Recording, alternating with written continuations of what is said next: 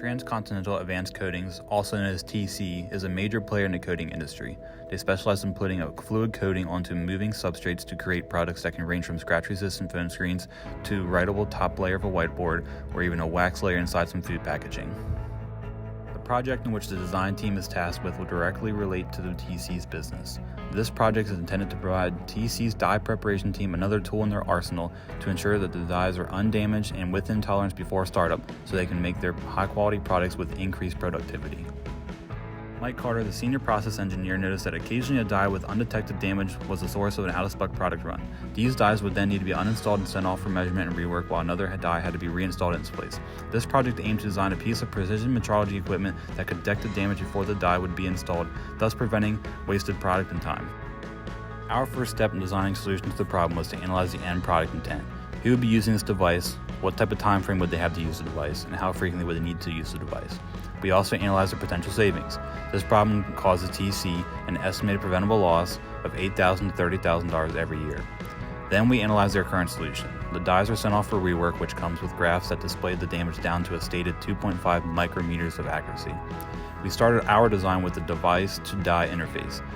How can we place a sensor over the measurement surface and move it? Less moving mass is ideal, so the team opted to move a compact sensor frame across the rail that would be fixed on the same table as the die. This also minimized the metrology loop. Next, we selected potential sensors that could meet the 2.5 micrometer requirement that TC requested. We selected a sensor that also came with a comprehensive data acquisition and analysis package with great product support. Finally, we analyzed our potential sources of error, which lead us to selecting an extremely stiff rail system and air slide bearing. Our first design was outside our client's budget, so a prototype had to be designed to fit within the provided ISL $3,000 budget. We have replaced the sensor with the dial gauge and the air bearing with a roller bearing with a lead screw actuation. Many frame parts and adapters were altered to fit. The data exploration method moved to a manual data capture in lieu of the Keyent software. To test our finished prototype, we ran 10 tests on 3 different surfaces to detect any repeatability between runs. After creating a statistic for repeatability, we tested one of these surfaces in a pre-calibrated measurement device.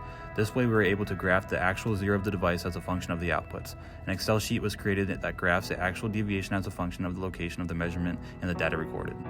One of the results of this project was a prototype that shows the process of measurement and proves that high precision metrology components will be required, especially a sensor capable of taking stripe of multiple measurements along with a stiff linear slide. We also provided a user manual and return on investment analysis which shows just how quickly TC will recoup their investment and how they will stand to gain.